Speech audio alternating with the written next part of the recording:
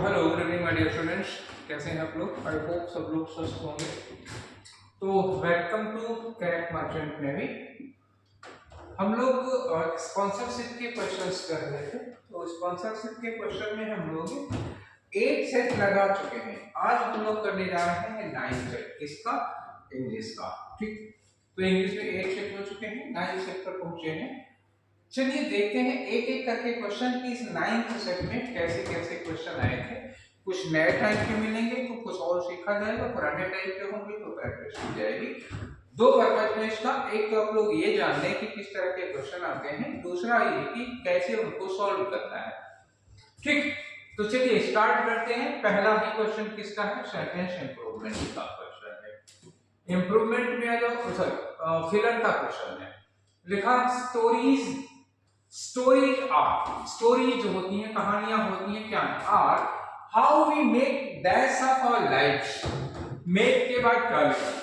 Make sensitivity, make innate of, make sense of, make sagacious of. तो क्या लगेगा? Make sense of.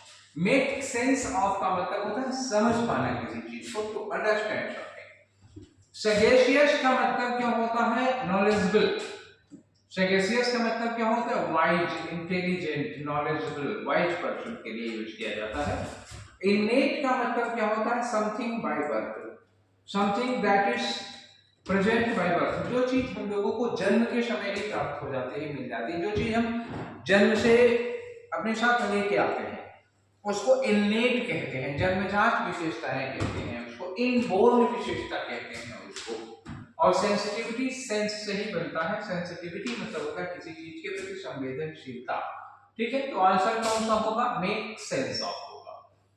Question number 2 में आ जाते हैं। यहां इन्होंने कहा कि सिनोनिम बताना है आपको। किसका सिनोनिम? अंडरलाइन वर्ड का, और अंडरलाइन वर्ड है veg. I have a vague memory of meeting her many years ago.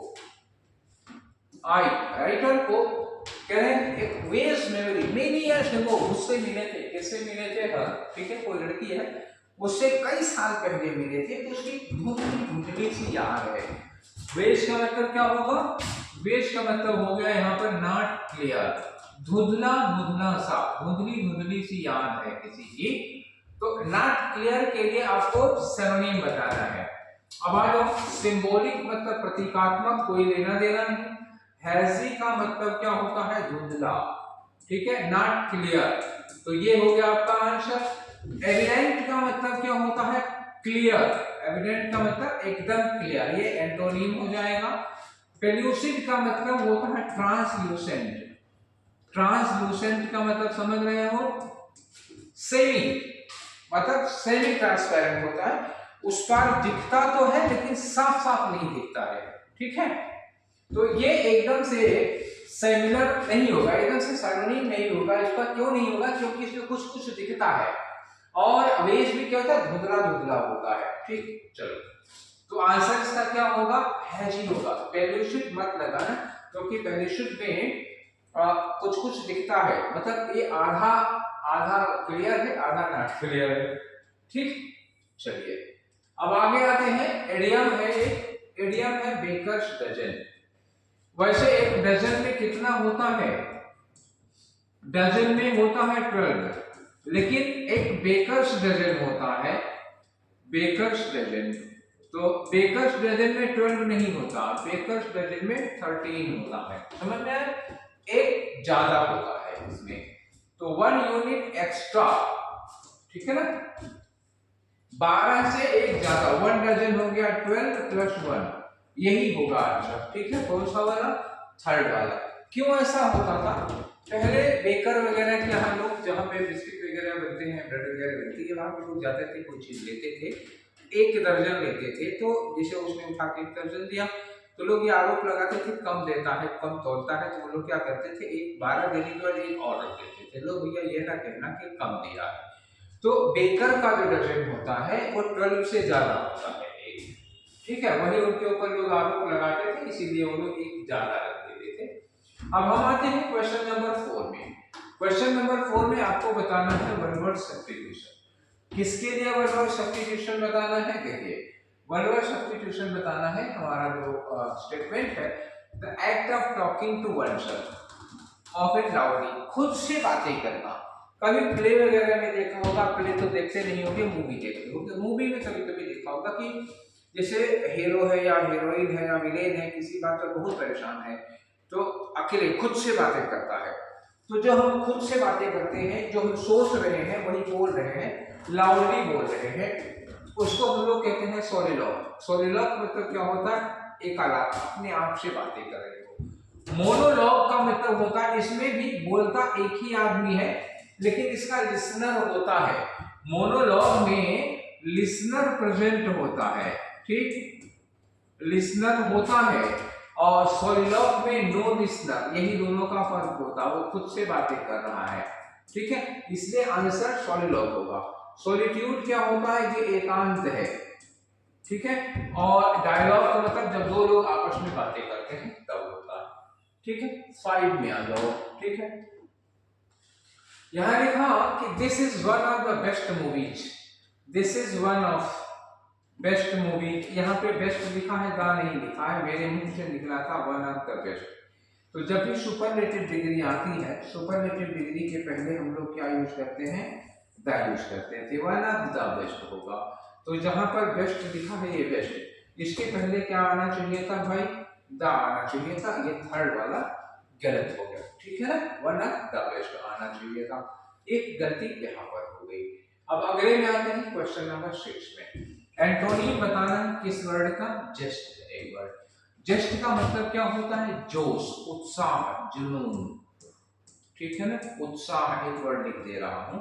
Enthusiasm, क्या कहते हैं? एंथुजियाज्म, ये हुआ एंथुजियाज्म, उत्साह होता है, जोश होता है किसी चीज का। तो peppy and energetic music, energetic क्या हो गया? सिमिलर हो गया ना, ये तो साइनोनिम हो गया। अरे एंटोनियम पूछा है ना, गलत हो गया, हम इसको क्यों काट रहे हैं?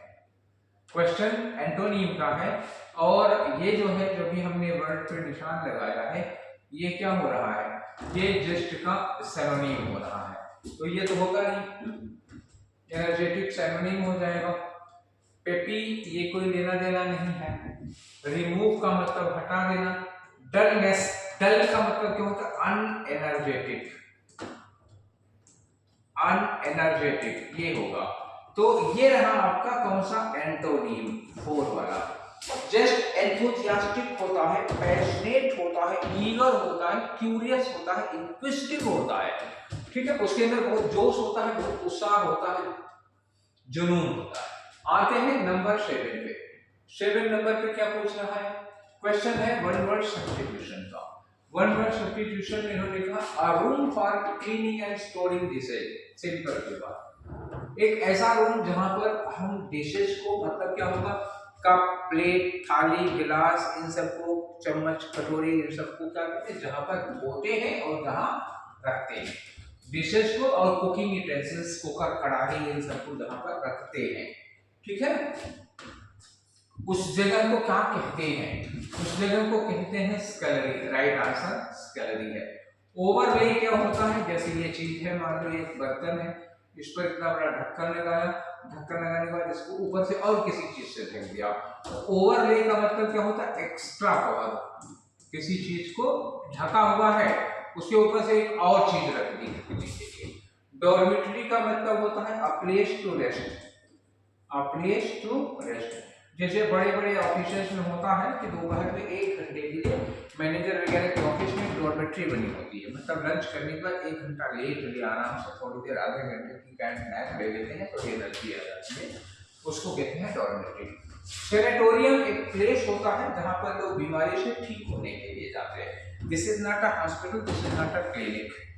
जैसे किसी आदमी को कोई बीमारी है, थोड़ा सा हवा पानी, सपोज कोई शहर में रह के पोल्यूशन से परेशान है, कुछ चीजों में दिक्कत है, तो हवा पानी चेंज करने के लिए कभी कभी ऐसी जगह पर चले जाते हैं, जैसे सपोज कोई हिल स्टेशन चले गए घूमने के लिए जहाँ पे फ्रेश एयर है।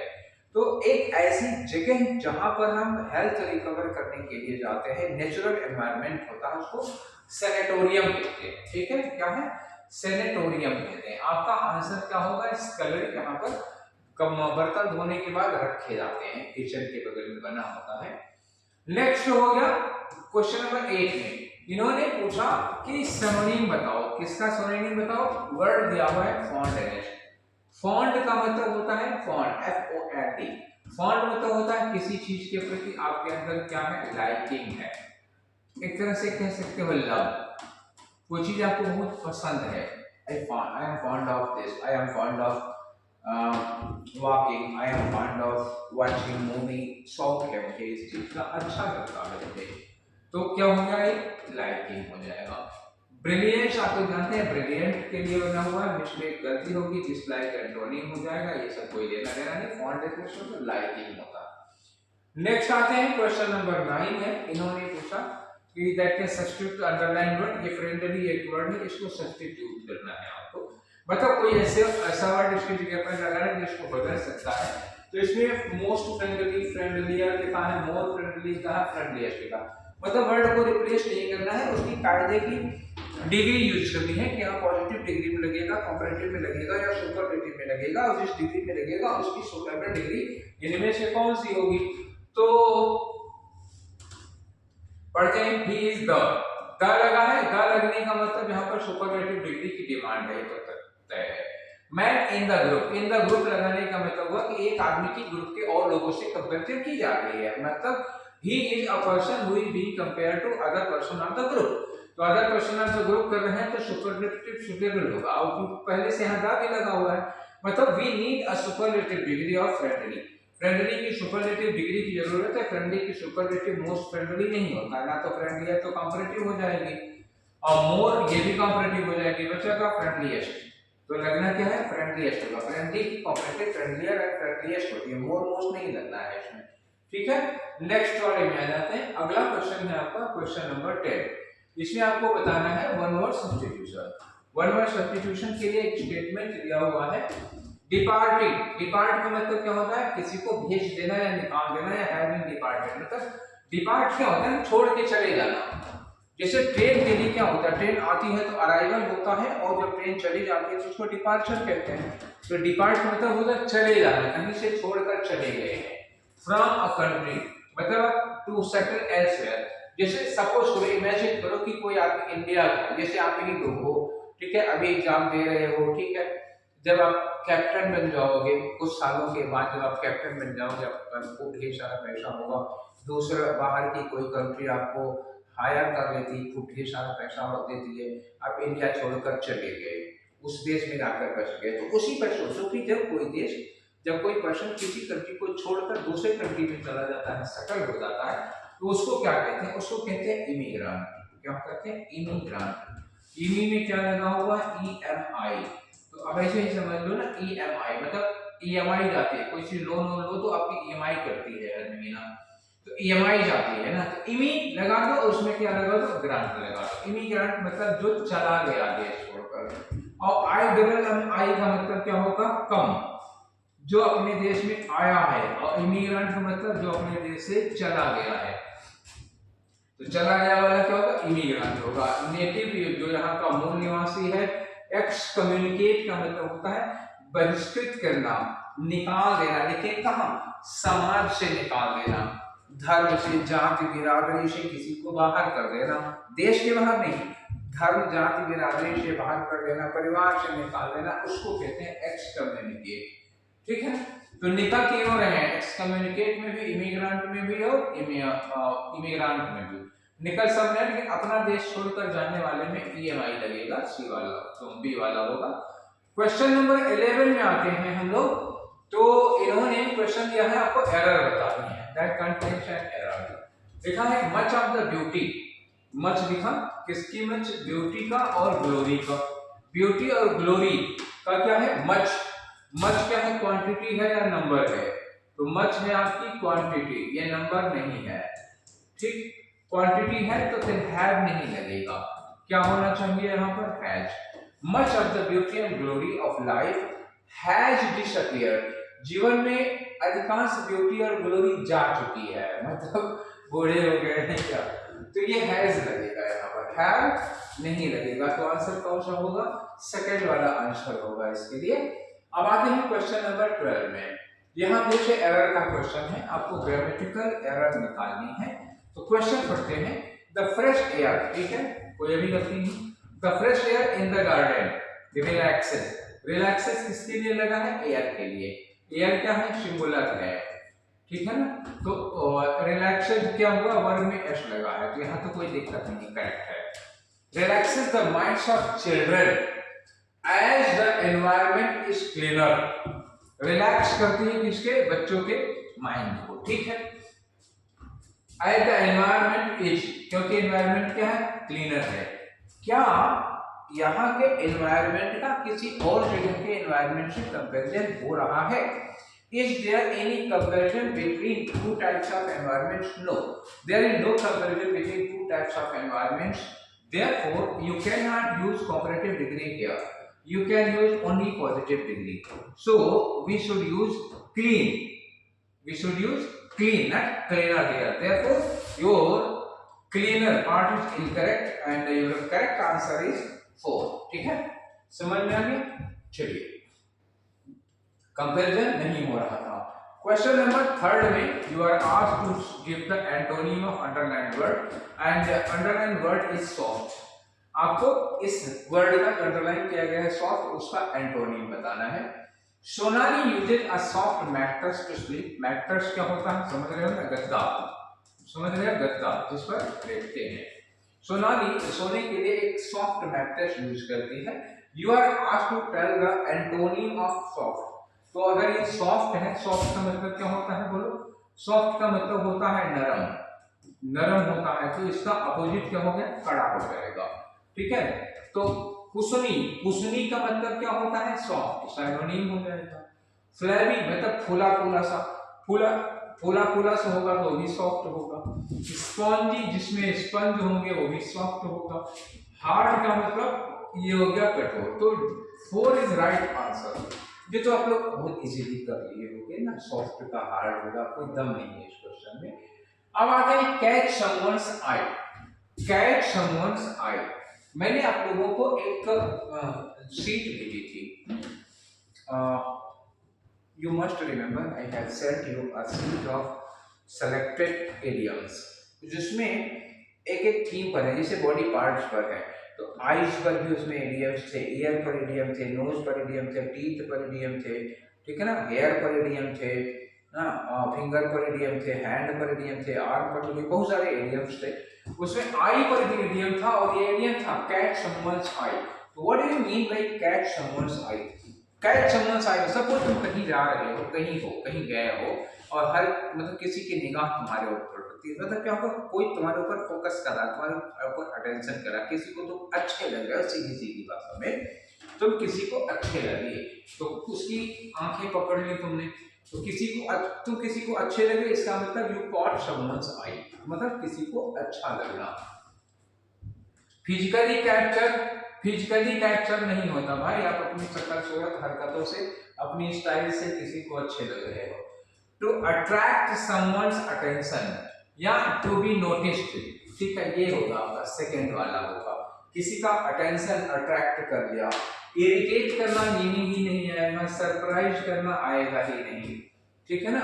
और वहां पे अनएक्सपेक्टेड बिहेवियर दिया है, क्या करोगे? कुछ फोहरपन करोगे तो किसी को अच्छे नहीं लगोगे, अच्छा काम करोगे तभी अच्छे लगोगे, तो सेकंड वाला राइट आंसर होगा।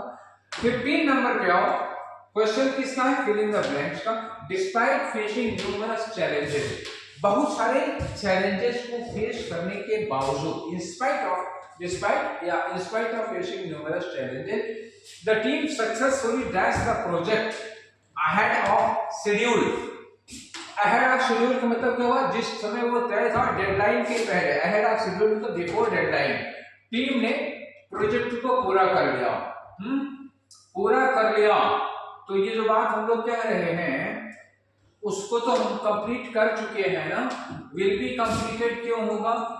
यहाँ पे टीम ने सक्सेसफुली पूरा किया है, पैसिव नहीं हो सकता, एक्टिव होगा क्योंकि टीम ने पूरा किया है। टीम हैड कंप्लीटेड या टीम कंप्लीटेड? तो हैड कंप्लीटेड क्यों लगाओगे, कंप्लीटेड लगाओ, team completed the project, simple past में लगाओ ना। अपनी मतलब बहुत सारी कठिनाइयों के बावजूद टीम ने अपना काम टाइम के पहले पूरा कर दिया, तो हैड कंप्लीटेड क्यों लगाओगे। दो काम तो दिया नहीं, अगर दो काम होगा जैसे कहते तुम्हारे आने के पहले पूरा कर दिया या मैनेजर के चेक करने के पहले पूरा कर लिया तब लग जाता है ना। अभी तो सिंपल पास्ट लगाओ, सी वाला होगा।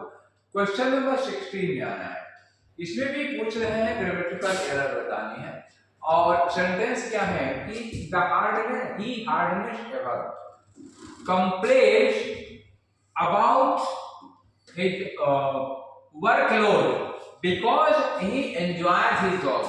कोई आदमी है ही हीरो, वो अपनी कभी अपने वर्कलोड की कंप्लेन नहीं करता। हिज वर्कलोड का मतलब उसके पास काम बहुत ज्यादा है, तो वो कभी अपने वर्कलोड की कंप्लेन नहीं करता क्योंकि वो अपने काम को एंजॉय करता है। बहुत काम पड़ता है ये नहीं कहता वो। अब एक वर्ड है हार्ड, ठीक है ना, हार्ड। हार्डनेस का मतलब क्या हो गया, कठिनाई। ये क्या हो गया, नाउन हो गया, इसका मतलब होता है कठिनाई, मुसीबत, प्रॉब्लम, ये कह सकते हो। और एक वर्ड होता है हार्डली। हार्डली का मतलब क्या होता है, रेयरली, ऐसे रेयरली या नेवर समझो। तो एवर लगा हुआ है, तो एवर किसके साथ है, वो शायद ही कभी कंप्लेन करता है। कंप्लेन वो कभी नहीं, टाइम बताना है आपको, तो हार्डनेस नहीं लगाना था, क्या लगाना था, ही हार्डली एवर कंप्लेन। वो शायद ही कभी कंप्लेन करता, अपने वर्कलोड की शायद ही कभी कंप्लेन, ये कहते वो अपने वर्कलोड की कभी कंप्लेन नहीं करता, शिकायत नहीं करता, क्योंकि वो अपने काम को एंजॉय करता है। यहाँ हार्डनेस की जरूरत नहीं थी, ही हार्डनेस। देखो ये नाउन है, हार्डनेस नाउन है, इसके पहले प्रोनाउन नहीं लगेगा, ठीक है ना। एवर क्या है, एडवर्ब दे रहा है, तो इसके साथ हमें क्या लगा, हार्डली एवर होता है ना, हार्डनेस एवर नहीं होता, हम हार्डली एवर यूज करते हैं। हार्डली एवर मतलब शायद ही कभी लाइफ में एक आध बार उसने ऐसा किया होगा, तो ये हार्डनेस गलत है, यही वाला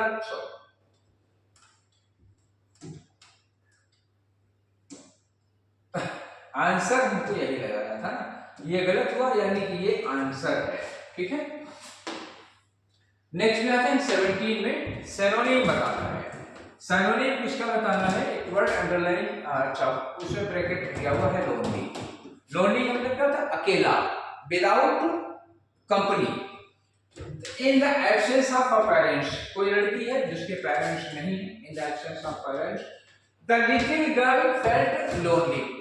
लड़की अकेला, छोटी बच्ची है, वो अपने आप को अकेला महसूस कर रही है।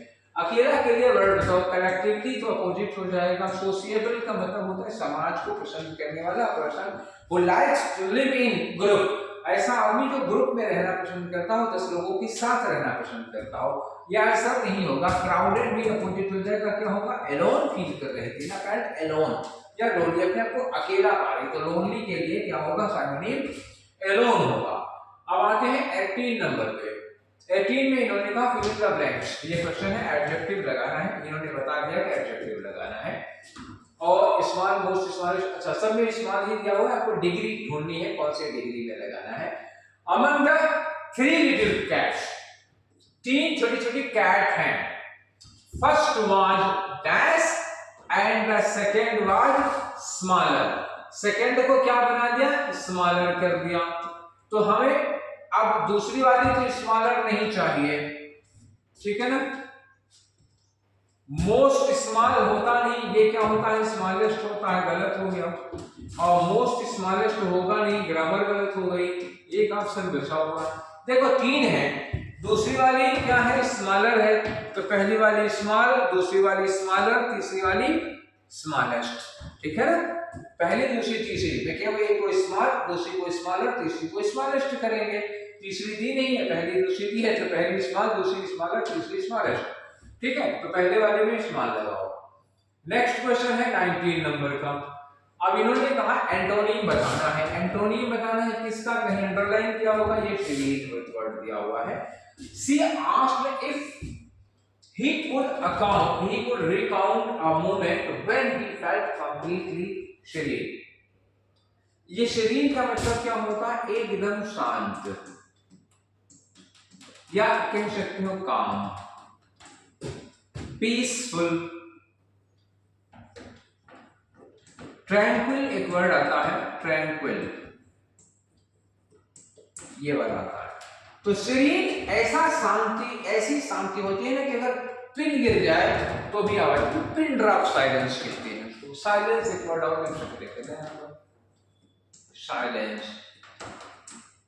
क्वाइटनेस, QUIET, ये क्वाइटनेस एडजेक्टिव है, नाउन चाहिए। इसके लिए कोई वर्ड यूज करो, एंटोनी तो शोर शराबा, पैसिफिक ये भी शांत है, साइनोनिम हो गया पैसिफिक। हिलेरियस का मतलब क्या हो गया, हैप्पी, खुश है कोई, बहुत प्रसन्न है, ओवरजॉयड है, कोई लेना देना नहीं।